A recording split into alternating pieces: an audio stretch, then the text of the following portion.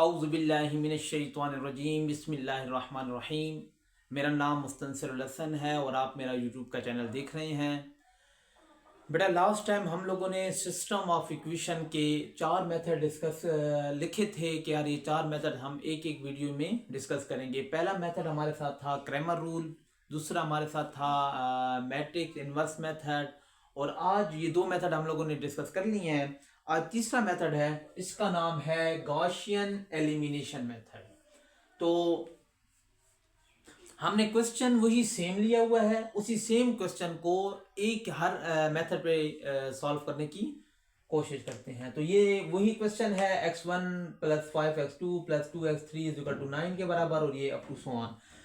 पहला काम आप लोगों ने क्या करना है, गॉसियन एलिमिनेशन मेथड में इस ही जो क्वेश्चन है इसको मैट्रिक्स फॉर्म में से कहते हैं टेक आर्गुमेंटेड मैट्रिक्स।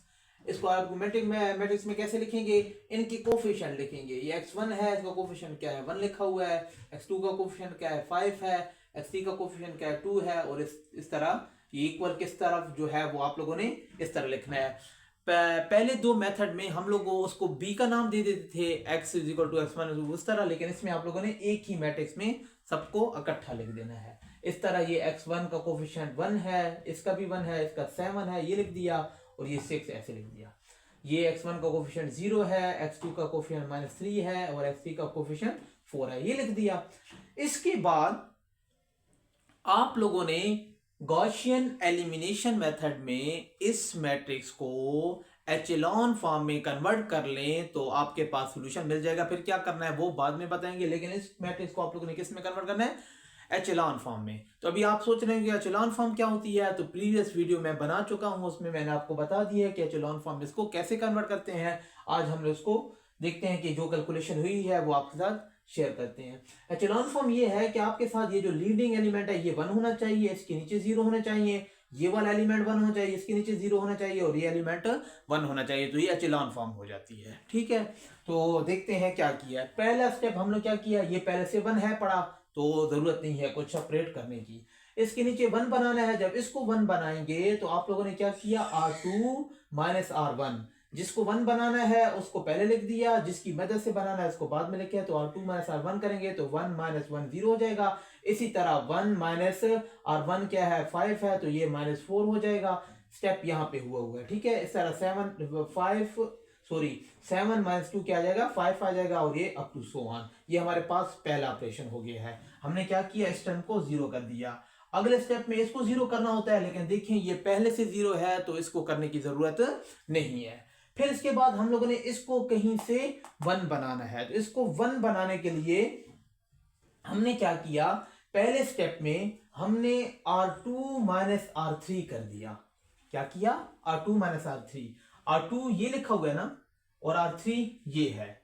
तो R2 ये -4 लिख लेते हैं। मैं आपको बताता हूं, -4 R3, इसके नीचे क्या लिखा हुआ है, -3 लिखा हुआ है। तो देखें -4 - प्लस हो जाएगा, 3 आ जाएगा, तो ये -1 आ जाएगा। तो ये -1 आ गया, तो यहाँ पे ये जो ऑपरेट हुआ है तो यहाँ पे देखिए -1 लिखा हुआ है। इसी तरह इसके साथ भी यही करना है, तो 1 आता है। इस तरह इसी से यही कुछ जो मैंने किया ना, आप लोगों ने करना है, तो ये -1 आ जाएगा। ये हमारे साथ क्या हो गया, इसको -1 बनाया है। लेकिन हमारा मकसद क्या है, इसको -1 नहीं बनाना है, इसको 1 बनाना है। तो जब इसको ये तो -1 हो गया है, तो जब -1 हो गया तो इस पूरी रो को हम माइनस से मल्टीप्लाई कर दें तो ये हमारे पास क्या हो जाएगा, 1 हो जाएगा। तो देखें बेटा, इधर -R2 का ये मतलब है कि R2 के साथ माइनस को मल्टीप्लाई किया है। तो जिसको मल्टीप्लाई किया, बाकी देखें वही सेम है, इनको कुछ भी नहीं कहा। इसको मल्टीप्लाई किया तो ये 0 रहेगा, ये माइनस है तो प्लस हो जाएगा, और ये प्लस है तो माइनस हो जाएगा, ये माइनस है तो प्लस हो जाएगा। तो ये हमारे पास ये स्टेप आ गया है। अगले स्टेप पे मैंने क्या कहा था कि इसके नीचे जो टर्म है उसको क्या बनाएंगे, 0 बनाएंगे। तो इसकी मदद से 0 बनाएंगे, इसको 0 बनाना है। जिसको 0 बनाना है उसको पहले लिख लें, R3। जिसकी मदद से बनाना है, इसकी मदद से, तो देखें R3 + 3 R2। मैं बताता हूं, R3 क्या लिखा हुआ है, -3 + 3 लिख लें। R2 की जगह पर क्या है, 1 लिखा हुआ है। तो देखिए -3 + 3 = 0 के, तो ये टर्म क्या हो जाएगा, 0 हो जाएगा। इसी तरह यहां पे भी यही ऑपरेशन हुआ है जो मैंने यहां पे किया है, तो ये हमारे पास ये इक्वेशन बन गई है। अभी देखें बेटा, जब ये इक्वेशन बनी है तो देखें यहाँ पे 1 है, नीचे सारे 0, यहाँ पे 1 है, नीचे 0, ये वाला टर्म भी 1 हो गया है। तो ये हमारे पास एचेलॉन फॉर्म में लिखी जा चुकी है मैट्रिक्स। अभी क्या करना है आप लोगों ने, अभी आपने देखिए बेटा, ये दोबारा यहां इससे ये मैट्रिक्स बनाने की कोशिश करते हैं। ये 0 है ना, 0, तो 0x1 0x2 प्लस यहाँ पे 1 लिखा है तो 1x3 इज इक्वल टू किसके बराबर होगा, ये 1 के बराबर होगा। तो देखें बेटा, यहां से आपको x3 की वैल्यू मिल गई है, यहां से x3 की वैल्यू मिल गई ना। तो देखें यहां से x3 की वैल्यू आपको मिल गई। आप क्या करें, अगर पहले ये मैं बता दूं, इसके बाद ये तीनों मैट्रिक्स कैसे लिखें, 0x1 फिर ये x2 ये minus x3 is equal to 1 के बराबर, ये x1 5x2 और 2x3 इज इक्वल टू 9 के। ये जो मैट्रिक्स है जहां से इस मैट्रिक्स से ये बनाई थी ना, तो अभी हम लोगों ने इससे ये बना दी है। तो आपको समझ आ गई होगी कि क्या किया है। अभी यहां से x3 की वैल्यू हमें मिल गई है। x3 की वैल्यू जब मिल गई तो आप क्या करें, इस इक्वेशन 2 में x3 की वैल्यू पुट करें। ये तो पहले से 0 है, x2 की वैल्यू मिल जाएगी। x2 x1 की 3 की वैल्यू मिली हुई है, x2 x3 की वैल्यू इक्वेशन 1 में पुट करेंगे और x1 की वैल्यू मिल जाएगी। इसी तरह हम लोगों ने क्या किया, x3 की वैल्यू ये आई, पुट इन इक्वेशन 2 में हमने पुट किया x3 को। तो आप कैलकुलेशन करें, आपको अगर ना समझ आए तो आप फिर कमेंट सेशन में कह सकते हैं, अदरवाइज आपको उम्मीद है कि समझ आ जाएगी कि क्या किया है। x3 को 1 यहाँ पे पुट किया, x2 की वैल्यू 2 आ गई। x3 और x1 को इक्वेशन 1 में पुट किया, x1 की वैल्यू हमारे पास -3 आ गई। देखें बेटा, x1 ऐसे ही रहने दिया, +5 लिखा और x2 की वैल्यू क्या 2 आई, 2 लिख दिया, +2 x1 की वैल्यू क्या थी 1 थी। इसको हल करें, इसको उधर ले जाएं और जो भी आप लोगों को अच्छा आता है, तो x1 की वैल्यू आपको मिल गई। तो देखें बेटा, हम लोगों ने गॉसियन एलिमिनेशन मेथड की मदद से x1 x2 और x3 की वैल्यू मालूम कर ली है।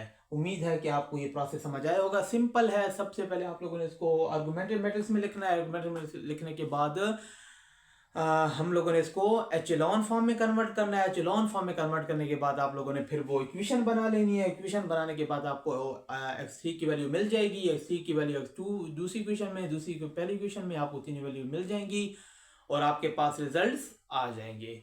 अगर आपको ये मेरी बातें अच्छी लगी हैं तो मेरे चैनल को सब्सक्राइब करें, लाइक करें, दोस्तों के साथ शेयर करें। अल्लाह हाफिज़।